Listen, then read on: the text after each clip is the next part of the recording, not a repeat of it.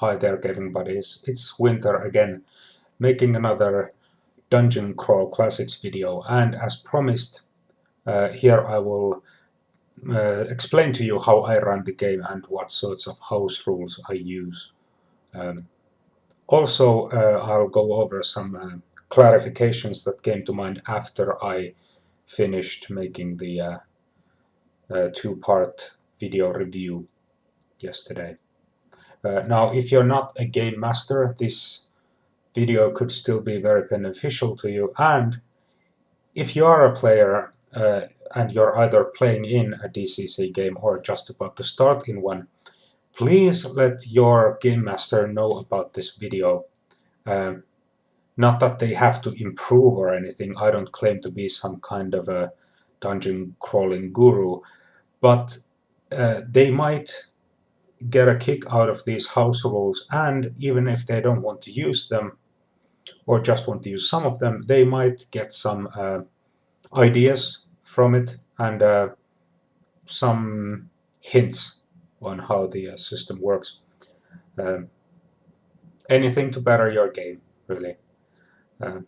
So, first off, let's go over one thing that came up. I think I need to clarify this a bit further. The lethality of the game. Uh, I understand how this can be a turn-off to some people, but I don't want you to have the wrong idea here. In fact, I would say that even first-level characters in DCC are powerful. In fact, I would say they are more powerful than a first-level Pathfinder or 4th edition character. Although the system does not, I'd like to use the term coddle you, but not really. Thing is, since since you don't have a lot of hit points, you might think, oh, this is very lethal and my character is disposable. No, not at all. The monsters have very few hit points as well. I mean, like those example creatures in the back of the book, they have like 1d8 hit points. And yeah, if you get even moderately lucky, you will kill them in one hit. That's just the way it goes, because you are an adventurer. You're just starting out, but yeah, you're that good.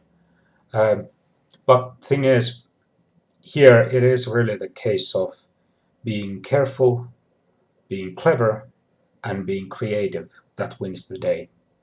You can't just rush in with the blinders on and hope for the best. I mean, you can, but that's a good way to get killed. It's, in a weird way, far more realistic in that sense. Which, again, another bizarre thing about this game, but so it goes. And again, feeling of danger is emphasized because, like it says in that rulebook, that the game master should roll out in the open, so that the players understand that, okay, some things are out of the game master's hands. They're not going to fudge the dice. They're not going to cheat for you. They're not going to cheat you out of anything either. If the dice lands on a 20 or a 1 or whatever, that's how it goes. And in fact, I saw this like sort of an in my game where one of the players rolled a hit on a monster and rolled, I think, 6 points damage, and immediately after I said okay, and I rolled a d8 on the table, and they asked, well, what was that for? And I said, oh, that's the monster's hit points. I rolled them then and there. I didn't know how many hit points the monster had in advance. I mean, I could have rolled them earlier and put them on, but I was like, whatever. I rolled them out in the open, and there's like, okay, he had 4 hit points, you did 6 damage. That guy is toast. And then he got to describe how the kill happened. But yeah, and that's part of the appeal here, of the danger, of this weird sort of balance through chaos, through just random chance. But the thing is, another thing that sort of enhances this idea of truly heroic characters or adventurers through people who are different from those zero-level peons is that since the skill checks top out at 20, meaning that no difficulty class can be above 20, that's if some task is DC 20, that's heroic feat. This actually means that even at first level, even early on, the characters can pull off heroic stuff. For example, in my game, they came across this masterfully crafted lock in a dungeon. And of course, the idea would be that, okay, they have to find the key. And the key was hidden close by, but the thief went up to it and tried to crack it open with his modifier of +3, I think it was. And he rolled a 21, I think it was. Yeah. So guess what? That first level thief picked open a masterfully crafted lock. Why? How is this possible? Because he's an adventurer. That's what he does. And the same way, for example, a first level wizard. In my game, again, with the very iconic magic missile spell, has dealt ridiculous amounts of damage in a single round. I mean, if he makes a very high spell check, then he gets either more missiles or just massive damage on a single attack, and we describe it as very cinematic every time. But yeah, that's how it goes. They wield great power. All of the classes do, and I think it's also helpful that the lethality of the game is very important early on, because when they are those zero-level characters, they really feel the cold hand of death on their shoulder all the time. But when they get through the character funnel, the initial challenge, the trial by fire, then they become first level characters, and they have perspective. They know what it is to be zero level. They've been there. And now they realize that if they're in like a town, they realize that, okay, most of the people in this town, grand majority, are just peasants or folks that will keel over if we as much as look at them funny. So we have significant power in our hands, and you know, so yeah. So that's the lethality aspect.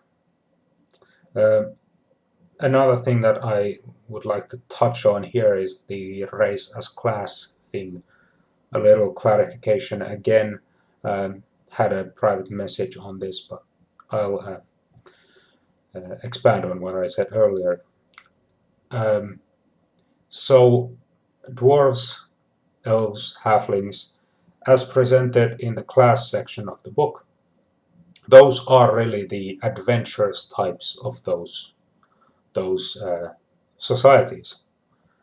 Every elf probably is not going to be able to wield magic in your world. Certainly it aren't in mine. Uh, they might have magical aptitude, that if magic happens around them, they get a little tingle or sense that, oh, the magical winds are shifting or whatever weird thing that elves get up to. But they are not Gandalf going with sword and spell, and no, they're not all like that. It's just those few who train themselves in a certain way to go out and adventure, do certain things. Yeah. Um,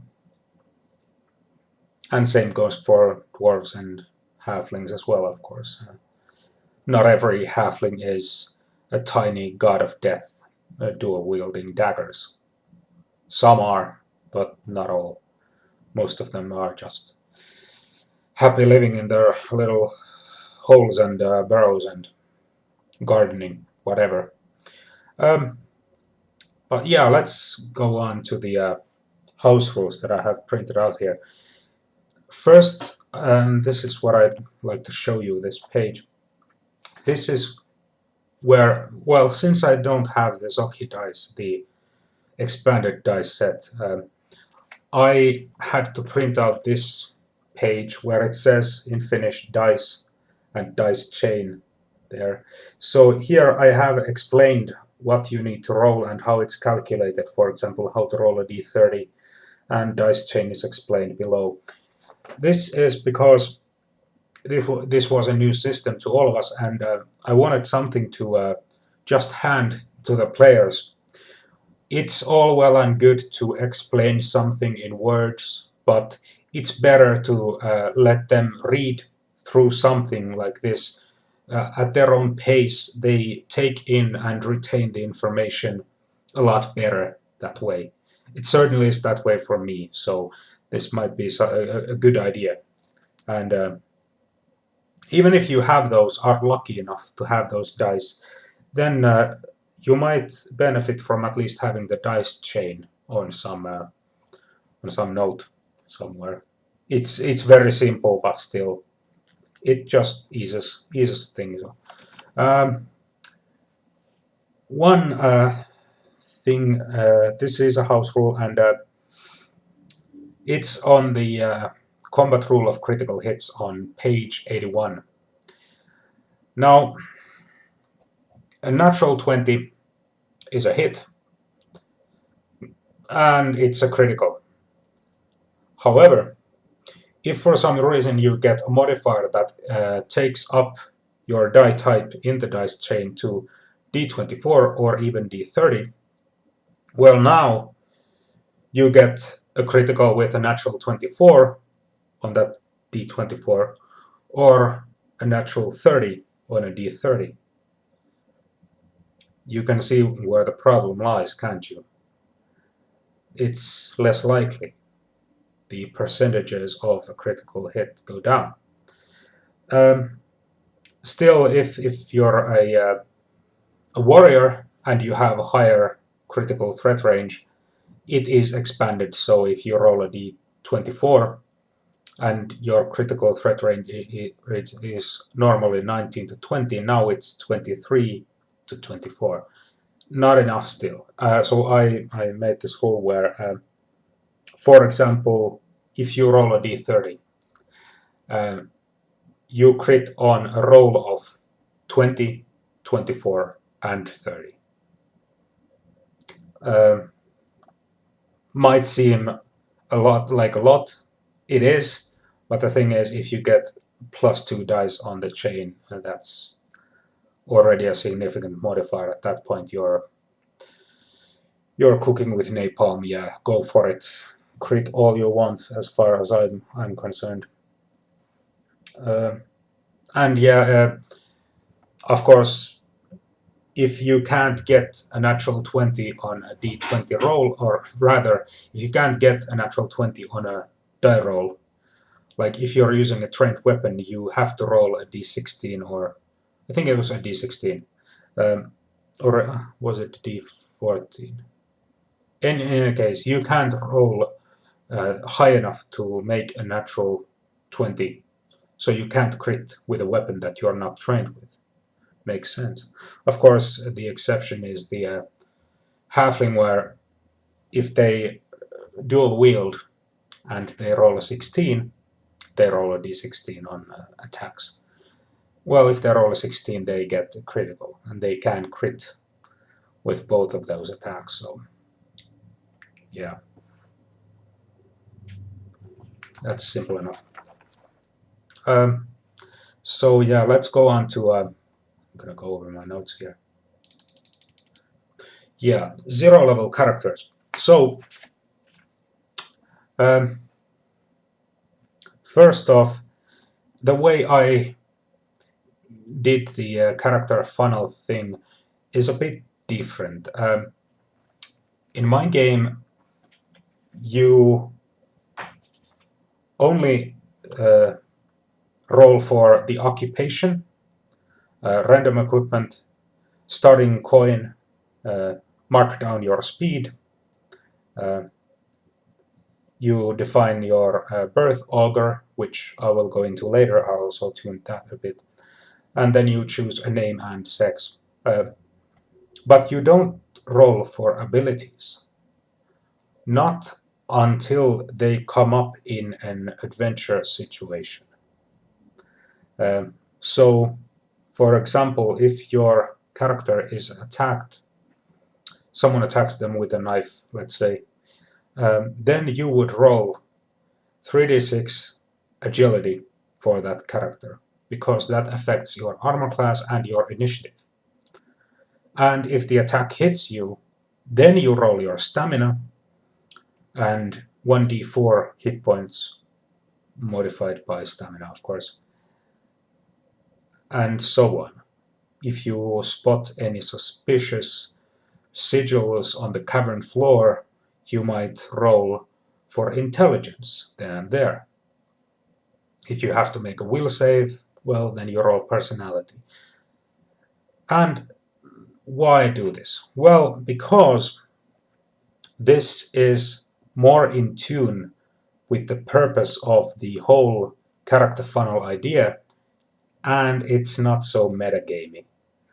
Because, as it said in the rulebook there, if you have a character that has really high statistics, abilities, that is, you want to protect that character. Of course, you want to play that character, so you have to protect it. And how do you protect it? Well, you put all those other weaklings in front of him.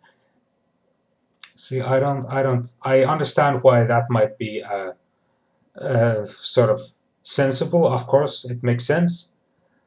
It's funny, but again, far too metagaming for me. I think it goes slightly against the feel of the rest of the game. This way, you may have an idea in your head of what kind of people your characters are, but this abstract aspect brings a nice sense of discovery into the game, where little by little you learn about your characters going through the harrowing experience. And like I said to my players, they were really quick to ask about this. You can't figure out what your strength is by doing push-ups. You can't get a sense of how high your agility is by climbing a tree. Risk and adventure must be involved. So, might not be for everyone, but this is a system that I like a great deal. And yeah, and of course, after the funnel has been finished, that's when you roll all of the remaining ability scores that have left to be that are undefined. So, for example, if one of your characters was not ever hit with an attack during the funnel, then you have to roll stamina and hit points there. So, going on to the birth augur thing. As it stands, if your luck modifier is 0, the birth augur has no meaning. It's that random thing that you roll, what sort of sign you were born under, or what the circumstances were when you were conceived or born, whatever you choose. Uh, they might affect all of your saving throws, how well you find and disable traps, uh, and so on. I changed this a little bit where now this is something where luck always plays a part. Just for this one thing, the luck ability modifier goes different. Normally, if you have a luck of 9, 10, 11, or 12, your modifier is 0. But in regards to the Birth Augur, if your luck is 9 or 10, your ability modifier is -1. And if you have a luck of 11 or 12, the modifier is +1. So there's always a difference. Because this adds a bit of flavor to the omen or sign or whatever that you were born under. And remember that this is something that always remains the same, even if the character's luck changes, goes up or down, modifier changes, it doesn't matter. The Birth Augur adjustment remains the same. Yes, and yeah, at 0 level, when you have those several characters, use group initiative. So the character that goes up in the front takes the brunt of the attack, so to speak, rolls for initiative, and everyone in that player's group, those characters go on same initiative. Just makes things faster. And advancing from 0 level to first and picking a character. Like I said, roll undefined ability scores at this point. And you get to pick of your surviving characters which one do you advance to a class level. Now this is my homemade 0 level sheet. As you can see, 2 of the character slots below are crossed out because those are characters that died during the funnel. So this player had 2 characters left to choose from. Now, if it turns out that both of your characters have, even one character has abysmal ability scores, all of those ability scores can be re-rolled once. All of them. So that if you, for example, have strength 6, agility 9, stamina 4, personality 5, int 6, luck 7, I would allow a reroll, but you wouldn't roll just one over or keep some or what. No, you roll everything down the line. And one reroll allowed. And here you really have to be reminded of the fact that this is not so that you can sort of try and cheese the system where you go for an 18 in the some ability score, because this is not D&D. You can be an efficient warrior without an 18 strength. You can. You absolutely can. Sure, it's easier if it's an 18, but you know, it's not that big of a deal. If you have 1 or 2 good or at least decent ability scores, that's enough. You can go from there, and you're not going to be Conan the Barbarian out of the gate. You build up to that. What else? Oh yes, if you don't like any of the characters that you have on this sheet of your own, for example, you wanted to make a cleric, but none of your own characters have high personality or at least decent personality score, at this point you can ask your fellow players if they have a character with higher personality than yours, any of your characters, that they are not going to play, and if you could have that character. Yeah, that's you know, that's how it works. You create these characters again together.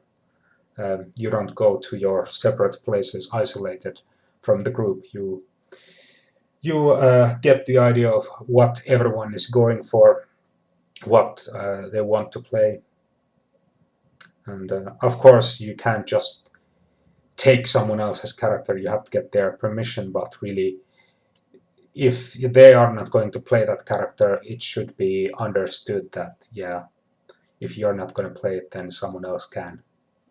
That's just common sense and good practice. And if too few characters make it out and someone really wants to play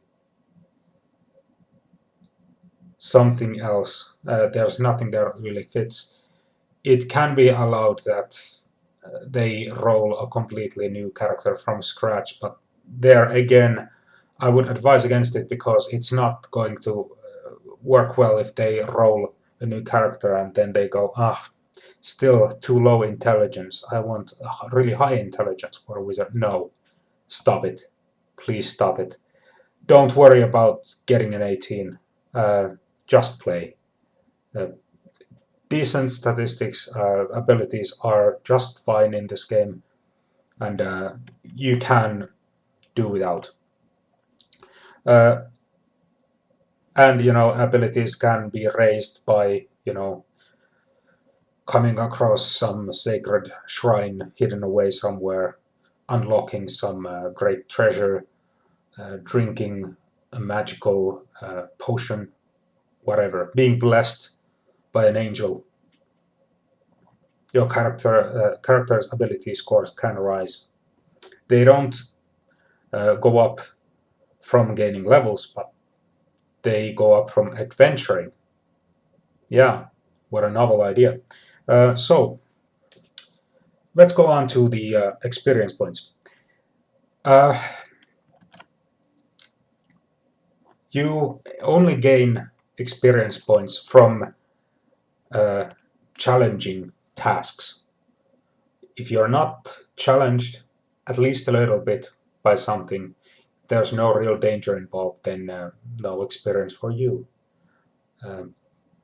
But when you do gain experience, I give it out at the end of the session. Some players might get a couple of bonus points if they figure out something like a puzzle, or if they come up with something clever, or if they just come up with something really funny. However, with the funny part, you should make it understood that this is not an incentive to start cracking jokes, or just being a clown in general. That's not enough. So yeah, thing is, when you gain those experience points, you of course get enough eventually to go up a level. You can't advance up levels if you're in a dungeon or in enemy territory. Wandering monsters, natural hazards, whatever, those are a pain. You can't train out there. You can't rest and recuperate. You're always a bit on edge. At least you should be if you have any sense. So this emphasizes the importance of safe havens. That friendly village, that fortress that you built, whatever, a place where you can withdraw to and, train, advance, go over the experience in your mind. Get better in general. And then we go on to hit dice. I found this actually from a blog online. I think this rule was for an OSR game, but yeah, hit dice on level up. All hit dice are re-rolled when you gain a level. So, for example, this guy right here that my player chose had 4 hit points, 13 stamina, so +1 modifier. He rolled a d4, got 3, +1, 4. He made this character, after reaching first level, a thief. So he rolled the d4 again and a d6. And he put the +1 from stamina to both of those dice. This means that, on average, your hit points will increase. And those people, like the warrior in our gaming group, who rolled, I think it was a 1. Yeah, he was a warrior with 3 hit points. It can be rough, but yeah, there we go. He's second level now, and when he went up from first level to second, he re-rolled. So he rolled the d4 and 2d12, because d12 is the warrior hit die. So rolled all of those, added them up.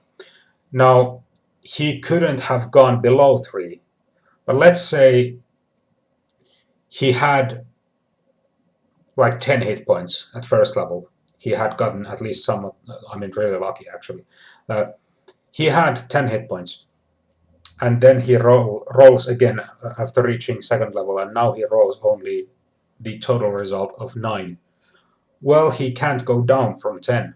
He stays at 10. But this just means that the player is not completely screwed over by just bad luck. Because it is sort of nonsensical otherwise. Characters starting from higher level, yeah, it works okay as it is in the book. And if you make it so that, let's say that one guy in the group has been coming up with good ideas, inventive solutions, and overall has been present at most of the game sessions, he has over 200 experience points. The guy who has the least experience points in the group has about 150. So your character either dies or you want to make a new one. You don't come in at 200 whatever XP. You come in at the level that the least of the least experience amount in the group. This just means that you are not completely screwed over by death or whatever, but it also means that you are not just handed down gobs of experience as a thank you for dying. Then we go over to the wizard and elf getting their spells. Now, it is pointed out in the book here that spells have to be researched before they can be used, and that probably involves adventure. So you gain a level and you gain a new spell. Well, we don't call them slots really, but new spell knowledge. You knew 4 first level spells at first level, and now at second level you know a 5th one. You have a choice here. You can either roll it randomly from the book, whatever your supernatural patron chooses to reveal to you. Or, if you have found a spell formula somewhere in the world on your adventures, you can choose to start researching that spell if it is of appropriate level. So if it's a first level spell, for example, in my game, the wizard came across a choking cloud spell inscribed in unholy runes on some dungeon wall. Later on, after gaining second level, the player went, I'd rather not roll, I'll just take another damage spell. And we were like, okay. So he started researching the spell. Now, he needs 100 gold per spell level, and he needs 2 different creatures for it, animals. a venomous snake and a poisonous spider, and they can be found somewhere nearby in this big woods, and he has to go after those creatures and ingest their, well, goop made out of them, basically, with the poison and the venom, which will make him a bit weaker for a couple of days and has some danger involved in it. He might get paralyzed temporarily, but still it's nasty. So that's another thing. Yeah, the magic doesn't come easy. You have to work for it, really. Now, clerics do get their spells from their deity, but again, the deity demands reverence and inflicts, through disapproval, different tests for their followers, so they don't have it easy either. And cleric spells are a bit different in flavor than wizard and elf spells. And then natural healing, a bit faster in my game. My game is, the campaign is based on building the village, and that is done according to seasons of the year. So think of the 12 months of the year separated into 4 parts like a pie, 3 months each, and so it's a bit longer time span, and yeah, natural healing happens 2 hit dice worth for a week if you are at bed rest, basically, or do very little. You don't exert yourself. And 2d6 ability points. If it's temporary loss, you get those back. 2d6 points. That's rolled. The hit dice, 2 hit dice you gain back, is not rolled. So a warrior resting for a week gains 24 hit points back. If the character does exert themselves, they gain 1 hit dice worth of healing and 1d6 ability points. Of course, thieves and halflings regenerate their luck as normal, 1 point every day. And yeah. Then there's the house rule on defensive fighting. Now, a warrior and a dwarf might pull this sort of thing off with a mighty deed, but there, if they do a defensive maneuver, they also beat the crap out of their opponents and gain an AC bonus. Here, anyone can do a defensive maneuver, but this is not an offensive one at all. You don't roll for anything. In fact, you use your action dice up, and you get +2, a bonus to your armor class and saving throws. If you are 5th level or above, so that you have more than 1 action dice, you have to use both of them in defense. But there you gain a +4. And you can still move when you do this. This gives a bit more of a chance for some characters that get themselves into a real bind to defend themselves slightly more better. Then, speaking of defense, we go on to shields. Yeah, shields are pretty boring as normal. They are just +1 bonus to armor class, and that's it. However, in these house rules, if you have a shield ready, that is, it's just in your hand, you can use the shield to take the force of a single attack. For example, if I roll out in the open, mind you, the damage die and I come up with a 6, and the player looks at their sheet and goes, well, wow, I'm gonna be dead. I have 2 hit points left, and that's too much. Okay, well, I have a shield. I'm gonna take the attack with the shield. Bam! The player character takes no damage, but the shield is destroyed. This makes shields more useful and it gives the chance for those guys who are in the front line of the marching order a chance to avoid sudden death. However, you have to be mindful here. There are no encumbrance rules, so there's no harm in carrying 2 shields, but you can't carry a stack of them. They're big, they're heavy, and yeah, use common sense. And for those of you who want to haul around a cart full of shields, remember they are pretty expensive, and repairing them takes a lot of time and, again, money.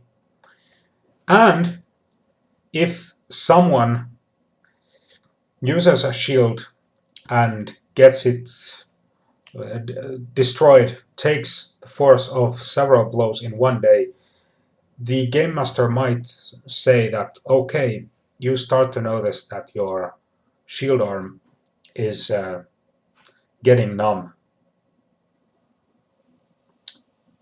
giving the player a hint that that's not going to work for much longer. You have to take a break here. Because your arm is still flesh and blood, the shield can only take so much of the impact. And an amputation is a great teacher. So, yeah. Large weapons. Using a weapon, a two-handed weapon, you add +2 to damage. This is to sort of offset the new shield rule and make a two-handed weapon have its own knack for it, or flavor to it. If you use a bastard sword or a half-hand sword, you get +1 to damage. But as usual, when you use a two-handed weapon, you roll d16 instead of d20 for initiative, so have to be aware of that. But yeah, it just gives those players who really want to use that halberd or great axe or whatever an opportunity to do that, and sort of an incentive to do that, not just use a shield. I mean, you can use a normal weapon, a one-handed weapon with 2 hands, but it's not going to do anything. Two-handed weapons exist for a reason. They have a longer haft and more weight and all sorts. They are designed to be used that way. Yeah, and absent players here I like to mention. Well, if one of your players doesn't make it to the session, their character is moved behind the scenes. They are not played by anyone, certainly not the game master, and that character cannot die. However, neither can they assist the player characters who are present. The character also does not gain any experience, and yeah, it's sort of plot protection for them, but it's just sensible. I think that's about it for my house rules. And at the end here, I'd like to point you to a site called Purple Sorcerer. I will link it in the description box below. It's a place where you can create a, for example, 0-level party with a click of a mouse. Really cool, very useful. Not that useful if you want to play with my house rules, where ability scores are not generated beforehand, but still people might get a lot of use out of it. I think that about does it, and I know another long video, but it's my favorite fantasy game, like I said, and I've got a lot of say on this subject, and I've put a significant amount of work into my DCC campaign. So now that I got to talking, I get a bit carried away. But yeah, those were my house rules, my general advice. And if you have any ideas for additional house rules, or if you have any questions or critiques about the house rules that I explained, maybe something I left out, please let me know, either in comments below or a video response. And